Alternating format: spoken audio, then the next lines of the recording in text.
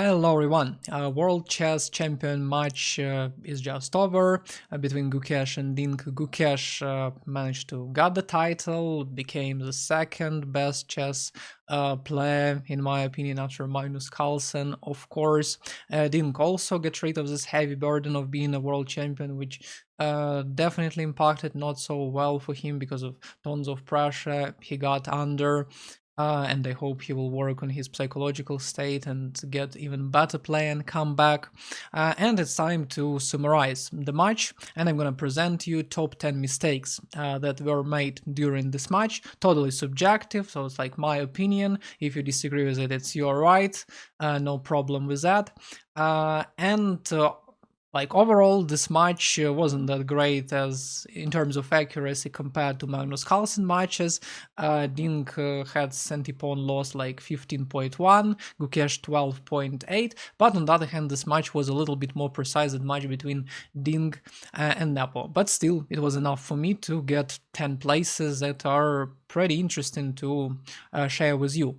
Also, some of the places will be tied because there are some mistakes that are very similar, so they do not deserve to have like separate plays, or let's say mistakes from the same game, for example. So let's begin. Top 10 gonna be the game number 7 between Gukesh and Ding, where Gukesh had a massive chance to win the game, and we started with a mistake of Ding. Actually, 2 mistakes he made in this match, and the first one happened right here. He got under some pressure, opening wasn't great, because playing systems with g6, not really in the deep Ding type, in my opinion, honestly speaking. And right here, what did Ding do?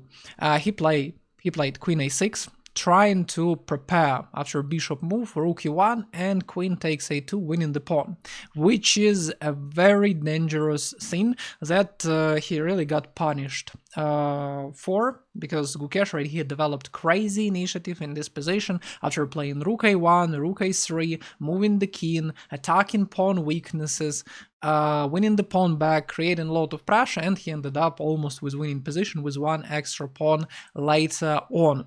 What Ding must have done, because the position is like pretty risky itself. Looking for active defense is good, but right here it's not really solid, and against the player like Gukesh, who calculates lines very well, it was kind of a mistake. Better was just to probably retreat, let's say play queen b8, and for example after the same bishop d4 move, it was better to play knight d7, hoping later on to simplify the position by playing rook e1, offers a second rook trade by rook e8, somewhere if rook declines have knight d5 opportunities. Ideally we want to blockade past pawn of the opponent, so like if there was an opportunity to shuffle the knight like this and move it to d6, it would be ideal, and position still slightly worse, but it was way better plan rather than all or nothing going all in by Ding, because after queen a6, bishop d4, Gukesh played very precise and got better position. And what happened later is this position. Gukesh managed to win the pawn, but he made a little inaccuracy, which allowed Ding to stabilize the situation and even have some chances to stay alive. So it's still top number 10, but it's tied. In this position, it's a move 40. Ding had 3 minutes to make a decision, so very important decision. And right here, there is one rule that again says when you have a passed pawn from your opponent's side, you want to try to block it.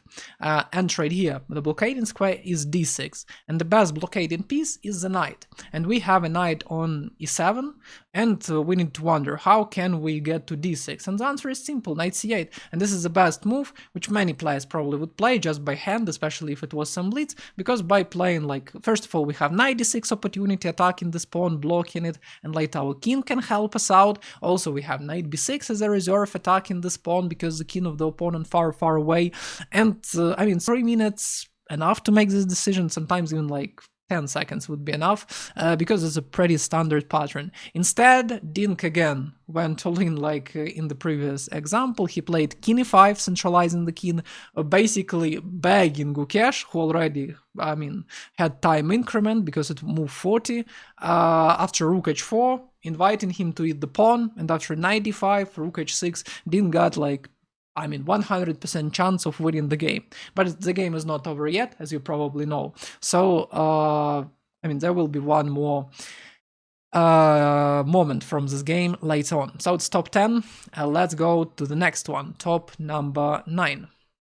And this is a moment from the last 14th dramatic game. You probably all knew about it, but it's not going to be the final position. It's going to be a middle game.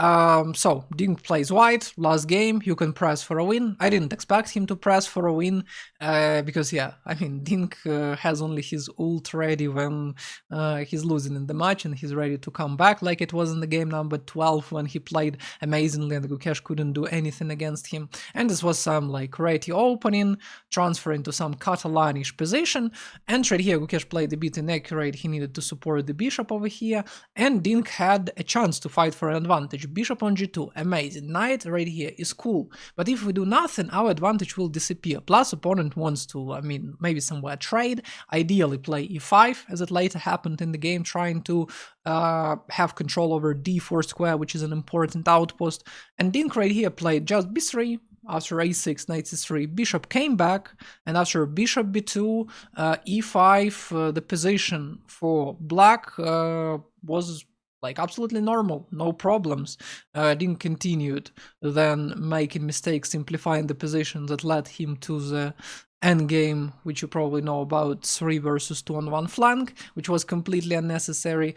And this is the root of the problem, because in this position, if Dink had fighting spirit, if he wanted to play for a win, he could play, in fact, queen e2, for example. Not one move, but it's very logical, because then we can play rook d1, trying to fight for the open file, create some pressure, and it's very hard to do something for black. Let's say black can try still to go e5 here, but then after some knight d4, we have a pin, we can create more pressure, and just very hard to play somehow. So let's say like bishop d4, bishop e3, and this pawn will be isolated rather than passed. This bishop can barely be developed, and actually Gukesh would have tough time defending it. I don't know, maybe it wasn't the press conference, I didn't watch it after his last round, because, I mean, was kind of disappointed with Dink's performance in the end. But queen e2, I mean, definitely was worth playing it. That's the most logical move.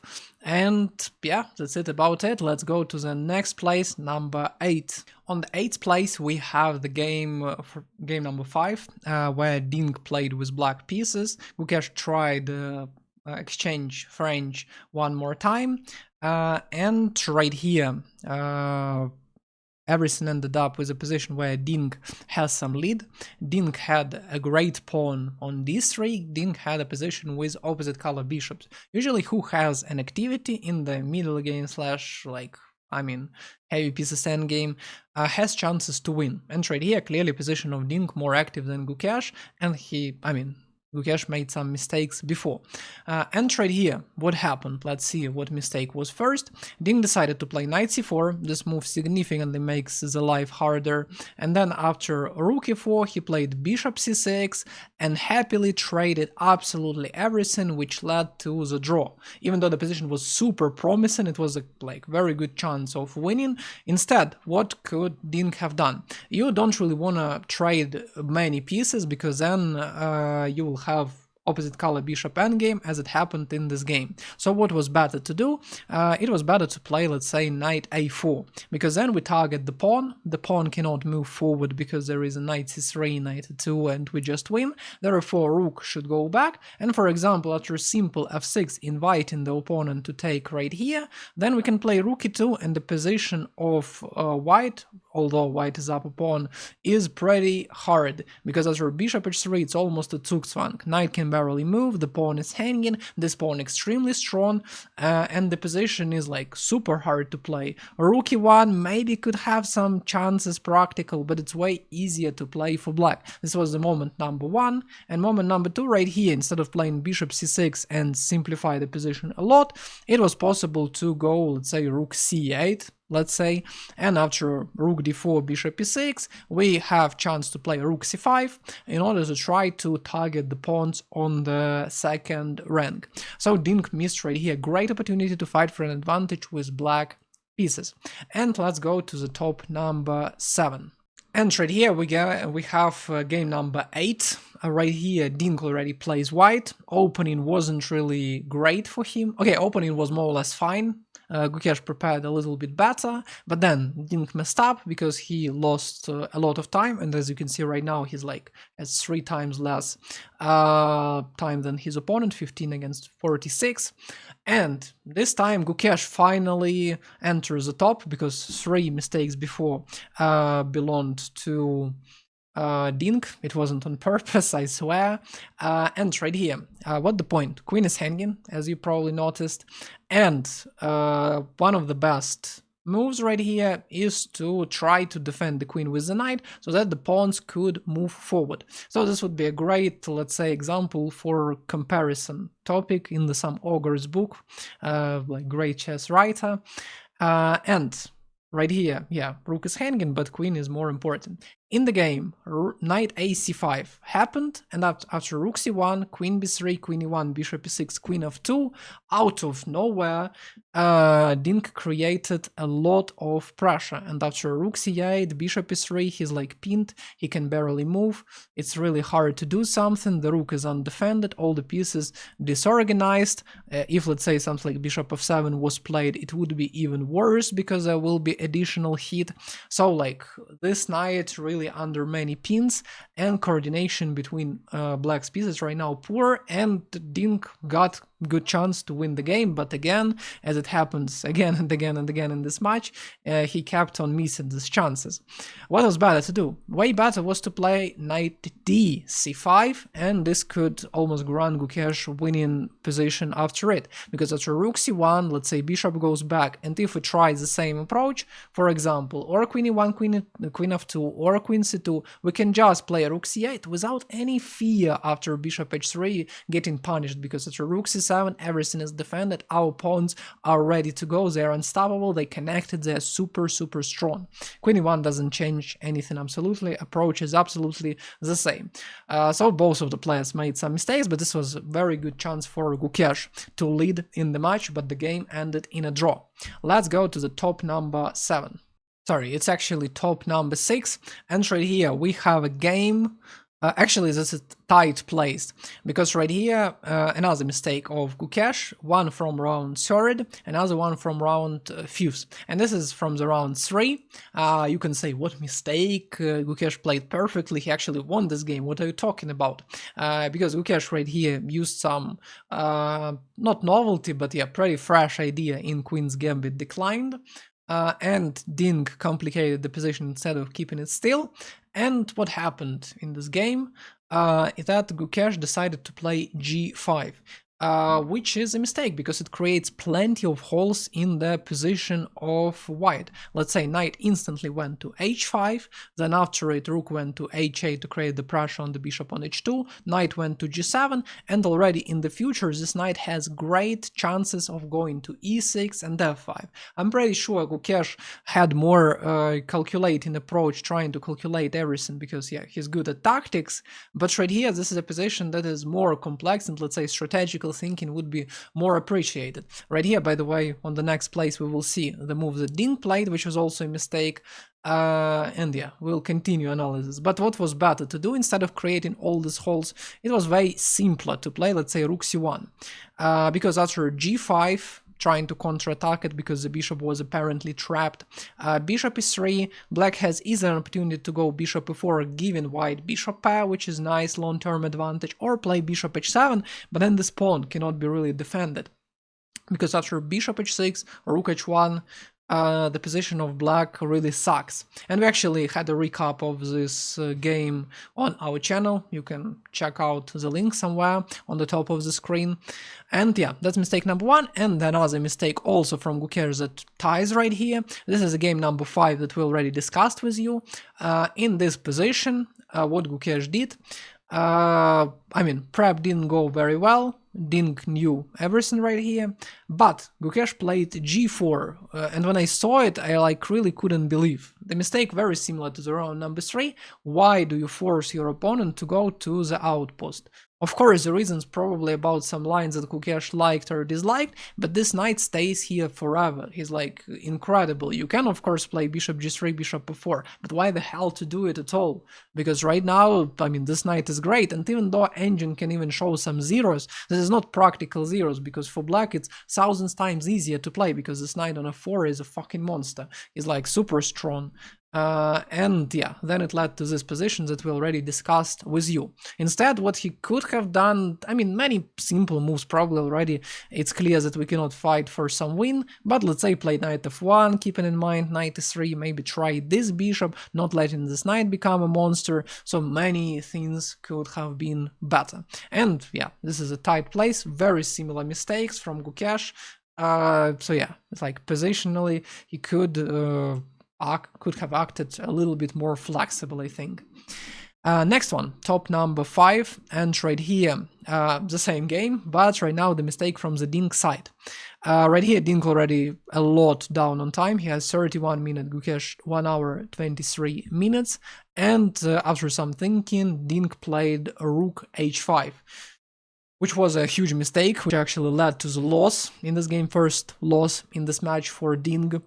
What's the problem? The problem is that bishop is trapped on c2. Again, he's like again here, and there is no way really easily to defend it. And for example, after knight e2, bishop f2, this knight is jeopardized, and after bishop g7, as Dink said during the press conference, he didn't see knight e2 move, which losing the bishop. But yeah, I mean, you can say, okay, simple calculation mistakes, happens sometimes, but he had like way simple options. You see that your bishop is really like fighting for his life, so just bring it back. We discussed it again in our video with Vladimir. Bishop f5 was the move, and after e4, bishop e6, the bishop is totally safe. Yeah, there are some like jumps to b5, or like after ed there is bishop d5, and Dink something didn't like it, but this was option number 1. Another option was also bishop e7, which is also pretty good, and none of the tactics worked anymore. For more detailed analysis, again, check out our video. And this mistake costed Dink the whole game.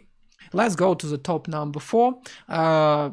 The last game who's not in the top 3 didn't get the bronze medal, and right here, return of Gukesh back. This is the game number 11, where Dink won, so really funny that in the winning games Gukesh actually made mistakes. And right here it was a very sharp line, it was a prep, the team prepared one night before, as I understood again from press conference, and after trading, Dink again burned a lot of time, and right here queen c7 was played, and Gukesh, after thinking only for 6 minutes, as I recall, he played d3.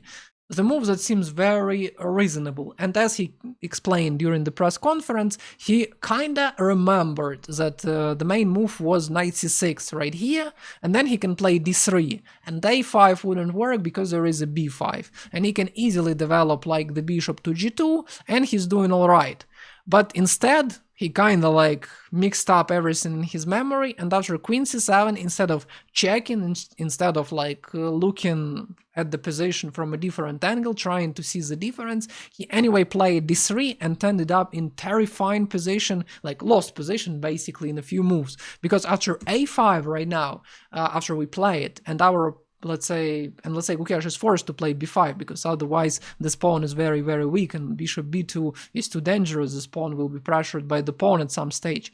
Right here, there is a huge hole that Dink instantly uses by playing knight d7, knight c5, and this caused a lot of trouble to Gukesh. He really started thinking after this moment and spent an hour considering different options, and instead if he thought right here, like, and figured out that okay, position is different, and played for example c5, because he has a bishop pair, and his strong bishop is the one that Dink doesn't have, which is light square bishop, trying to create some pressure. a5 doesn't work anymore that good, and right here we have a pressure against the center, and position would be alright. Instead, Gukesh trusted himself, played d3, and the main difference is that compared to knight c6, a5 line right here almost destroys white, and this petty mistake could have costed the game, and who knows how the match would have gone if Dink played better on the next place, because right now we go into the top number 3. Bronze medal goes to Dink. The same game, he played brilliant moves before, he improved both of his knights, the attack in these 3 weaknesses, this bishop is not doing anything. And right here, like, I don't know, probably many people didn't understand what was going on, because what Dink did? He played g6, a4, he played h5 trying to go bishop h6, and Gukesh played dynamically right on spot. Very nice. He right now deflects the queen, kinda using overload. After queen d6, he played bishop a3, and then it led to the position with opposite color bishops, where activity matters a lot, and white has a lot more activity, which actually later led to another super famous blunder, which again many of you probably know about, but we'll see it a bit higher in the top. Spoilers alert, yeah. And instead, what Dink could have done, actually, at the press conference, what amazed me, Dink was actually thinking that he probably not better, even though the position just screams like you just destroy your opponent. And later he said that, yeah, I mean, it was pretty obvious. The move e6, because e6 looks the most natural. You just want to develop the bishop, you defend the queen, you cover the spin, so therefore it doesn't work. And this pawn, like, bye-bye, that's it. It just, like, gonna be taken. Bishop d6 is super serious threat. Playing with the queen back doesn't work because of knight b3. And after e6, position collapses, and instead of losing, as it happened in the game later, you just winning. And yeah, this mistake was, like, really painful. I would be, like, I mean, really mad at myself if I did it, but actually it kind of gave motivation to Dink to come back around later. But yeah, better to do it right on time, and e6 was a great move, because all the pieces would be well coordinated, and attack would most likely lead to the decisive win. So let's go to the top number 2. On the second place, we have again Gukesh, and again this is game number 7, where we had already 2 examples on the top number 10, I believe, about queen a2. So the position was very difficult for Dink. Dink actually said, again at press conference, that he thought he already lost, he didn't see any counterplay, and that's true, because the position right here, like, very easily winning, because pawn structure ruined, we have a bishop versus knight on 2 flanks, our rook is way more active, and we have outside protected passed pawn, so all possible trump cards in your hands. It's like, what could go wrong? Plus it's already after 40's move, when you have 30 seconds increment. So let's see what happened in the game. King e1, moves that doesn't do a lot, kinda use a prophylaxis against rook d2, but don't know. He finally plays h4, and after bishop d3, bishop d1, out of nowhere, Dink starts striking back by playing f4 in this position after taking bishop c2, rook d5, counter-attacking, showing great defensive skills, right here defending against this multiple pins with f5, and then he played king f3, and this king is a monster, like, he's infiltrating, and this all, like, led to the position with the compensation, where Dink managed to stay alive, which was incredible. As I remember, Nakamura called his video, like, guess the elo. I don't remember whether it was this game, but it was very funny to me, because right here, yeah, the game from both players wasn't the greatest. And instead, what was possible to do? First of all, the simplest thing is just to take. I mean, after taking, yeah, you kind of fix the structure of the opponent, but because of the fact that we have, let's say, everything covered, b5 is defended, and we have outside passed pawn, and this pawn, in fact, very, very weak, because we can centralize the king. The position is elementary winning, and, like, I mean, maybe Gukesh was tired, because he's pretty good at calculations, and right here you need some understanding, but basically it's, yeah, like, calculating lines, figuring out that everything works properly. Another idea was just to push the pawn, trying to create outside passed pawn, deflect opponent pieces, and maybe try to play against the second weakness. But the easiest path was, of course, winning the knight, and it was, like, pretty, I mean, pretty tough misfortune for Gukesh, because he was very, very close to winning this game and played this game very nicely, especially in the middle game when Dink took the pawn. Everything was going smooth and nice until this moment. And we finally approaching the place number 1, top 1 mistake, and probably many of you already guessed what we will have right here, and this is a tight place because mistakes are kind of childish, identical. There will be 2 tactical blunders by Dink in games number 11 and 14 that actually took away his title. Cannot like really say that he's super upset about it, but I don't know, I would clearly be upset. And yeah, probably it was a lot of tension, probably it was really hard to play, he was exhausted. Yeah, he could have avoided all this trouble if he in the middle game didn't play for a draw from the weak position. Instead he could play like queen e2, rook d1 and pressure and even have chances to win the match. But first game number 11, right here position was already actually shit.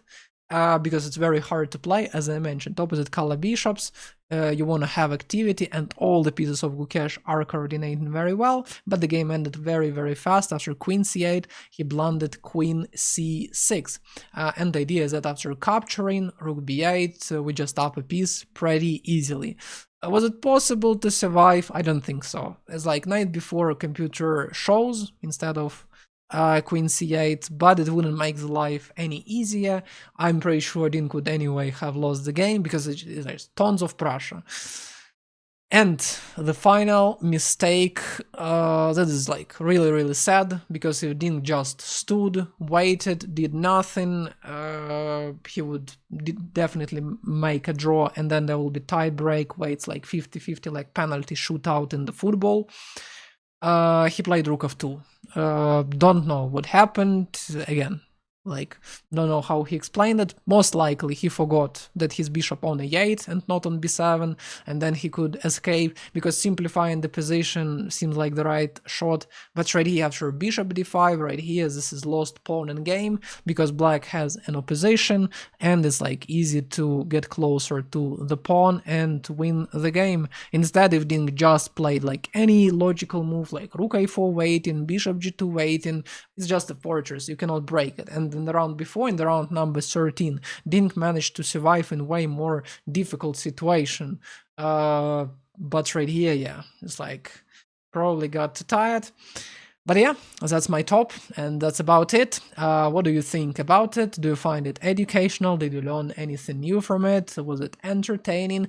Write if you agree or disagree, or if you remember some other mistakes from the list, or if you will write, how dare you to discuss such great minds and stuff like this, you don't have competence. Also promote my okay, not my, but my channel with Vladimir. Also every comment, every activity would be appreciated, and stay tuned in for the next videos. We got some content prepared for you, and see you next videos. Bye.